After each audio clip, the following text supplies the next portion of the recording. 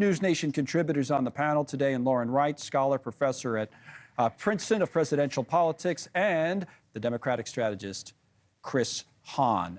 Chris, I'll go to you as a Democrat on this. If you're a Democrat and you really, and that math is right, and you need to either flip Florida or keep Montana just to get to 50-50 in the Senate, where do you have a better shot, do you think? I think keeping Montana is always a shot, but I did speak to a very pessimistic friend of mine in the Senate this week who told me that he really believes they are going to keep the Senate. So we'll see. It's an aide, somebody who doesn't usually have a rosy picture of things. So when I heard that, it made me very happy. And he actually said, watch Texas, watch Florida. Those states are going to be incredibly close.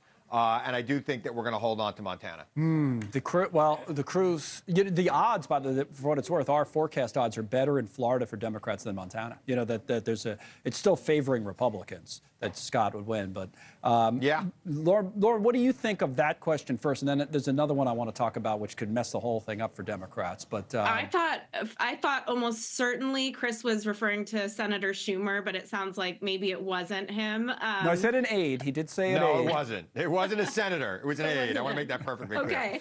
But, look, a lot of these sitting Democrats... And it was on the campaign side. Somebody was very pessimistic. Okay, got it. I think a lot of these sitting Democrats like John Tester are well-known and well-liked in their state. I would say the same about Bob Casey. I think Republicans see that they have tailwinds. They see people are incredibly unhappy with the Biden-Harris administration. But that doesn't mean that the incumbency advantage just gets completely ruled out. A lot of these senators have their seats in swing states because they were able to appeal to the middle. And so I think it's very much a toss-up in a lot of these places. Now, the one I would say, Chris, that would screw it up for the Democrats entirely and would just pretty much guarantee the Republicans could take control is, I was going to mention, is Maryland. We still have it as blue, that it's going to, go blue. But the interesting part about Maryland, obviously, is that you have a guy named Larry Hogan, who used to be the governor. There's the race there in the polling average. He's down 4 in the average, running to be senator. He's a moderate guy. Name recognition is obviously higher than his opponent, so he's well known in the state. Joe Manchin just endorsed him. So what about Maryland, Chris? The Democrats are going to hold Maryland, right? If Larry Hogan was running in a year where Biden was still on the ticket, he'd have a better chance. I think he'd still lose. It's a presidential year, and the turnout is not the same that it would be in a midterm year where he won governor. And governor is a very different race than Senate. And I think that he's going to lose Maryland. And I think if he came back 2 years from now, he might have a better chance, although he'll be running against a well-known incumbent at that point, which makes it harder. But, yeah, Larry Hogan is without a doubt a moderate, old-school Republican. And I wish there were more Larry Hogans in the Senate. But he is not going to win Maryland this year. Yeah, it'd be like Me too. You agree with that, Lauren? It'd be like another Mitt Romney almost, I guess, if he won. But you think he's going to lose? Yes, they're very important people. Yeah, and I like him. Yeah. I know him. I like him. I think he's a great guy. I think he's a good, hardworking person who's reasonable and normal. Right. And there aren't enough reasonable, normal Republicans in the Senate. He wasn't your source either. What do you think, Lauren? Sorry. I was going to say, I agree with Chris. We need those moderate Republicans. They have their finger on the pulse of the American people. They win statewide races. Trump-aligned people often don't. That's the challenge McCormick has in Pennsylvania, for instance. We have to dig through, read the tea leaves. Are they an election denier? Are they not? That's just a lot of stuff that swing voters find it hard to relate to. You remember when we used to do all those stories about the quote-unquote double haters, and then they kind of went away, right? And then, the people didn't like either candidate.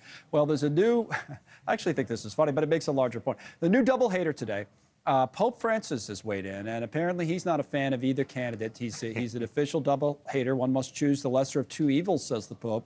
Who's the lesser of two evils, lady or the gentleman? I don't know. Everyone with a conscience should think on this and do it. Lauren, you take this one first. Apparently, he's not so hot on the Democrats, no surprise, on abortion, and not a big fan of the immigration policy of the Republicans.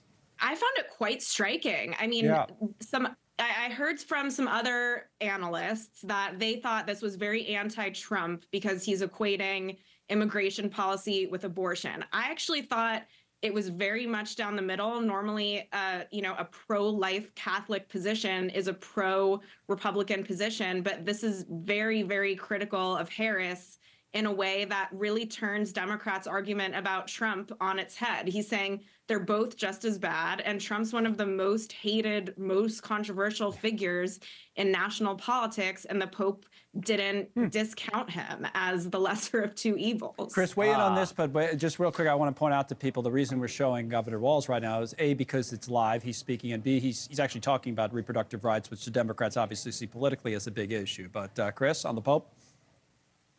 Yeah, so I have to disagree with my friend Lauren here. I think the Pope just gave Catholics permission to vote for Kamala Harris, right? And yes, he was critical of her and he was critical of Trump, but you know, the pro-life movement is very closely associated with the Catholic Church.